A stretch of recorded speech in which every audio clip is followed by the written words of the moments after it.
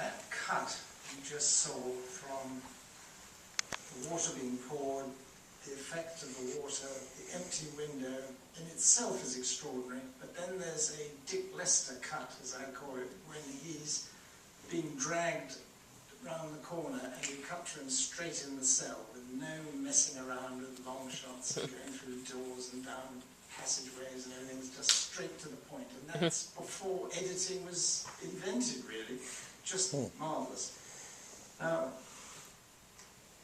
I decided when I first came to America that I would bring a print of this and show it to Vivian Martin, who is still alive, the star of it. And I got to customs, and the customs officer looked at this and said, "What's this?" I said, "Well, it's a very old film."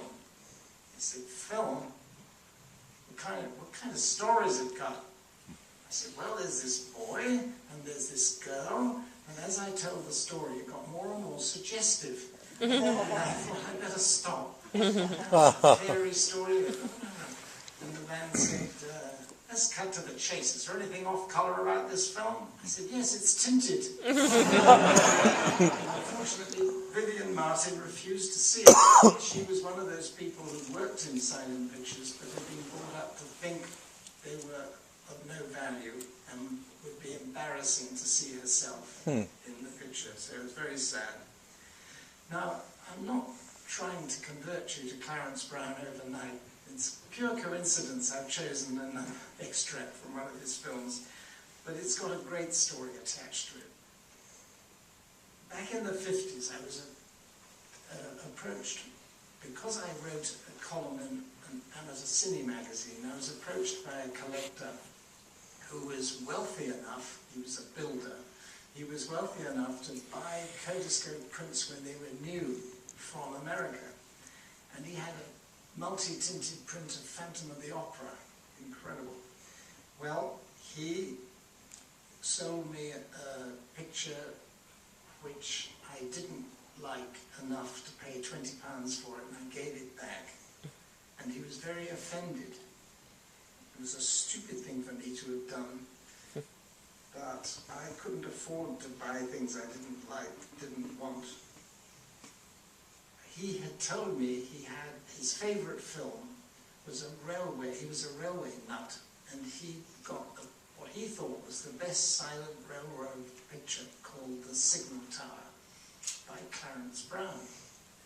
Clarence Brown comes to England, so I thought it would be an ideal opportunity to show him The Signal Tower, and I rang up this chap, and he wouldn't do it.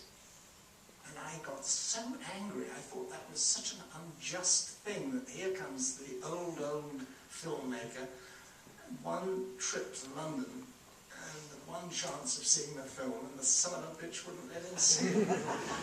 So, that was another stupid thing, that I got cross with him, put him off me for life, and he wouldn't talk to me.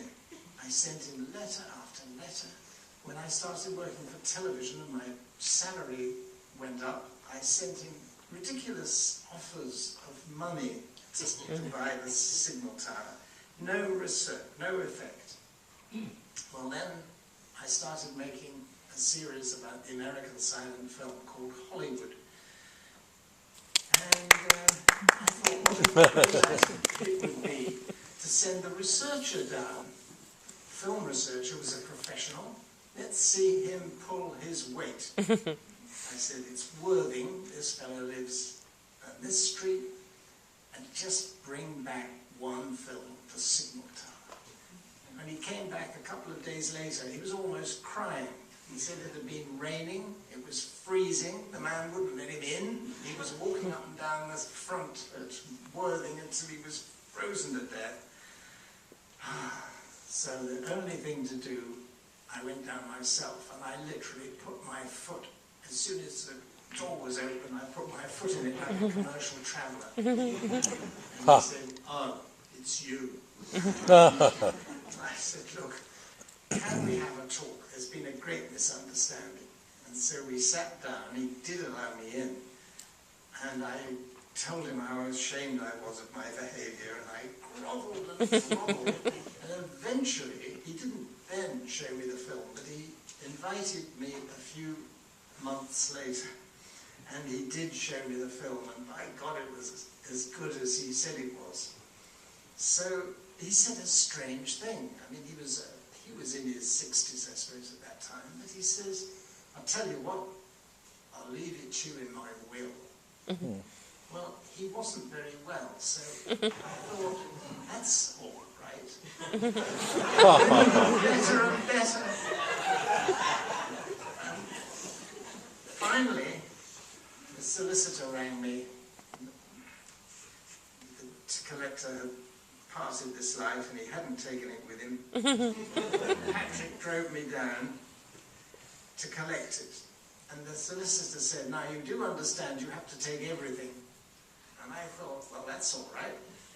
He had all sorts of surprising films. The Runaway Express, another Universal picture, all sorts of things. I was very excited by anything until I started looking in cupboard after cupboard, and even the loft absolutely jammed with boring early American television series. Well, we took as much as we could jam into the car, drove it back to London, rented a van, took the van down, filled that up to the roof. Still we hadn't taken every damned episode, but at least we had the signal tower.